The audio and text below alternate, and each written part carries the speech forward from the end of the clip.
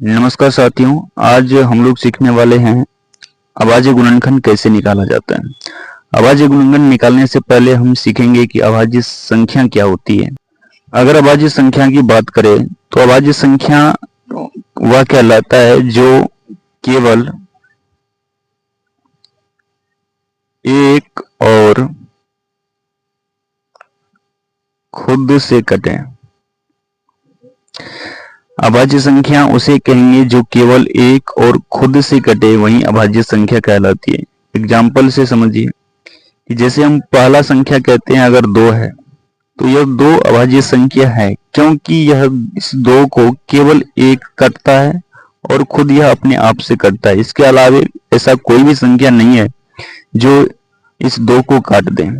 2 के अलावा 3 की बात करें तो 3 भी अभाज्य संख्या होगी, क्योंकि 3 1 से कटेगा 3 बार में और खुद अपने आप 3 से ही कटेगा। इसके अलावा ऐसा कोई भी संख्या नहीं है जो इस 3 को काटे, इसलिए 3 भी अभाज्य संख्या के अंतर्गत आएगा। 3 के बाद आता है 4, लेकिन 4 अभाज्य संख्या नहीं होगा, क्योंकि 4 को काटता है 1, 2 भी काटता है, उसके बाद 4 खुद भी कटता है, इसलिए जो है 4 आपका अभाज्य संख्या नहीं होगा। 4 के बाद आता है 5। 5 एक ऐसी संख्या है जो केवल 1 से कटता है और खुद अपने आप से कटता है। इसके अलावा कोई संख्या नहीं है जो इसे पूरी तरह से काट दें, तो इसलिए यह 5 भी आपका अभाज्य संख्या होगा। 5 के अलावा 6 नहीं होगा। 6 के बाद जो 7 होगा, यह 7 आपका अभाज्य संख्या होगा। 7 के बाद 8 नहीं होगा। 8 के बाद 9 नहीं होगा, क्योंकि 9 भी 3 से कटता है। उसके बाद 9 आपका जो है 1 से कटता है। उसके बाद जो है आपका 9 से खुद अपने आप से भी कटता है, इसलिए यह अभाज्य संख्या 9 नहीं होगा। 9 के बाद 10 भी नहीं होगा। 11 होगा, क्योंकि 11 जो है खुद 1 से कटता है और अपने आप से कटता है, इसलिए 11 अभाज्य संख्या होगी। तो शायद आप समझ गए होंगे कि अभाज्य संख्या किसे कहेंगे। और अभाज्य गुणनखंड में अभाज्य संख्या हमने सीख लिया, और गुणनखंड क्या होता है। बेसिकली गुणनखंड को भी समझना पड़ेगा। अगर गुणनखंड की बात करें तो गुणनखंड उसे कहेंगे कि किसी संख्या को खंडन करके लिखना ही गुणनखंड कहलाता है। सपोज अगर हम 6 कहीं लिखते हैं तो इस 6 को अगर हम तोड़कर लिखें, यानी तोड़कर कहने का मतलब हुआ कि इसको खंडन करके लिखें। कैसे? अगर 2 को 3 से गुणा करते हैं तो आपका 6 आता है। कहने का मतलब इस 6 को हम 2 गुने 3 में तोड़ दिए, तो यह जो 2 और 3 निकला, यह आपका गुणनखंड निकलेगा। गुना करके इसका खंडन कर देना ही गुणनखंड कहलाता है। जिस प्रकार से हम 8 को लिखते हैं 4 गुने 2। 8 के अलावा और भी एग्जाम्पल ले सकते हैं। अगर 9 लिखते हैं तो 3 को 3 से गुना करेंगे 9 आएगा। तो इसलिए आपका जो है गुणनखंड वही कहलाता है कि तोड़कर किसी संख्याओं को लिखना ही गुणनखंड कहलाता है। तो अभाज्य गुणनखंड में 2 टर्म बेसिकली हमें सीखना होता है, एक तो अभाज्य संख्या, दूसरा गुणनखंड। तब हम सीखेंगे कि अभाज्य गुणनखंड कैसे निकालते हैं। पहला एग्जाम्पल हमने लिया 24। इस 24 को हम अभाज्य गुणनखंड किस प्रकार से निकालेंगे, देखिए। सबसे छोटा एग्जाम्पल लिया है हमने। सबसे पहले इसमें आप छोटा से छोटा अभाज्य संख्या से लगाने का प्रयास करेंगे। जैसे 2 है ना, इस 2 से इस 24 में अभाज्य संख्या से भागा लगाने का काम करेंगे। देखिए यहाँ पर 2 से अगर लगाते हैं 24 में है तो आपका जाता है 2 एकम 2 और 2 दूनी का 4। कहने का मतलब 2 से 24 12 बार में जाता है। अब फिर यह जो 12 है, इस 12 को 2 फिर से काटेगा, फिर से काट देगा, तो कितना बार में जाएगा? इस बार 6 बार में जाएगा। 2 6 के 12।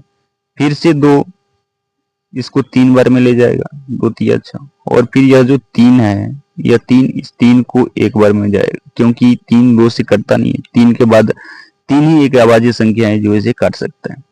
कहने का मतलब 24 को हमने अभाज्य गुणनखंड के विधि से जो है इसको हमने खंडन किया है। 2 गुने 2 गुने 2 गुने 3 में यह जो है 24 आपका। तो 24 बराबर हम लिख सकते हैं 2 गुने 2 गुने 2 गुने 3। और इसको ऐसे भी लिखा जा सकता है पावर के रूप में। अगर 2 है तो 2 यहाँ पर टोटल 3 बार है, तो 2 की घात हम 3 लगा देंगे। गुना में 3 है और 3 की घात 1 है। 1 नहीं भी लिखेंगे तो चलेगा। 2 के पावर 3 गुने 3, इसका यही आंसर होगा। दूसरा एग्जाम्पल हमने लिया 834। इसका अभाज्य गुणनखंड करेंगे। सबसे पहले देखिए, लगाइए, इस संख्या में देखेंगे कि कौन सी संख्या जो है अभाज्य संख्या, जो इसमें लग जाएगा। लास्ट में 4 है तो इसका मतलब 2 जो आपका अभाज्य संख्या है यह इस 834 में 2 से भाग लग जाएगा। तो 2 से लगाने के बाद आपका हो गया 2 चौके 8, फिर यहाँ पर 3 में लगाएंगे 2 एकम 3, 2 एकम 2, और यहाँ पर 3 में 2 लगाएं तो एक शेष बच गया, और शेष आगे जाएगा तो इसको 14 बनाएगा, और 14 में 2 से भाग आगे जाएगा 7 बार में। अब देखिए यहाँ पर 2 से नहीं लगेगा, अब जो लगेगा आपका 3 से लग जाएगा। 3 का नियम कहता है कि सभी संख्याओं को जोड़िए। 7 1 8, 8 4 12। जोड़ने के बाद जो संख्या आती है अगर वह संख्या 3 से कट जाएगा तो पूरा का पूरा संख्या भी 3 से कटेगा। इसका मतलब 7 1 8, 8 4 12 जो आता है वह 3 से कट जाता है, तो इसका मतलब यह जो संख्या 417 है यह 3 से पूरा पूरा कट जाएगा, इसलिए इसमें हम 3 से लगाएंगे।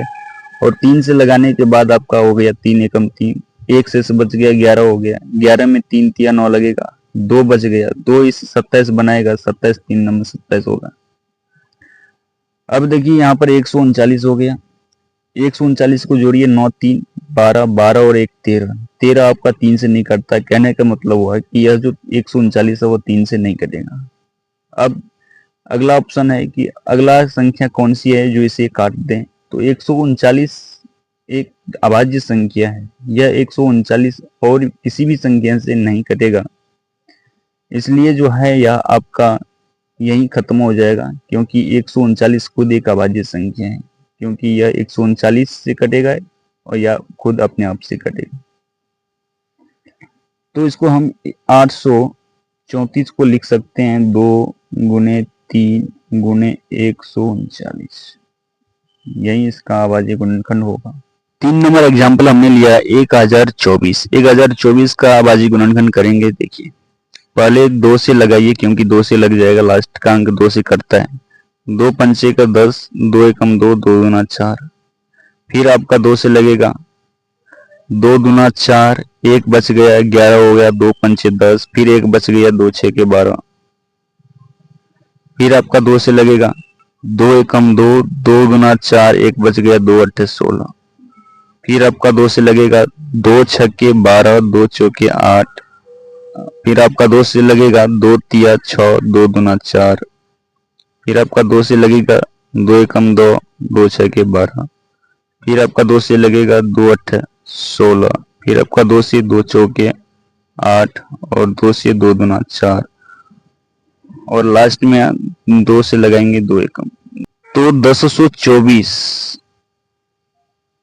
बराबर हम लिख देंगे 2 के घात, टोटल 2 जितना बार आ गया घात उतना हम बैठा देंगे। गिनिए, 1 2 3 4 5 6 7 8 9 10, 2 की घात 10 हम लिख देंगे, क्योंकि टोटल 2 की संख्या 10 बार है, तो 2 की घात 10 इसका अभाज्य गुणनखंड होगा। उम्मीद करूंगा कि यह जो अभाज्य गुणनखंड होता है बेसिक से लेकर आप यहाँ तक बिल्कुल एडवांस तक आप सीख गए होंगे। तो अगर मेरा मेहनत आपको थोड़ा भी अच्छा लगा तो प्लीज इस वीडियो को एक लाइक करके हमें संबोधित जरूर करें, और अपने दोस्तों के साथ शेयर भी जरूर करें, और कहीं भी कुछ भी अगर डाउट बच जाता है तो अपने कमेंट के माध्यम से जरूर पूछें, और इस चैनल को सब्सक्राइब अपना परिवार समझ करके सब्सक्राइब जरूर कर ले। तब तक के लिए धन्यवाद। जय हिंद, जय भारत।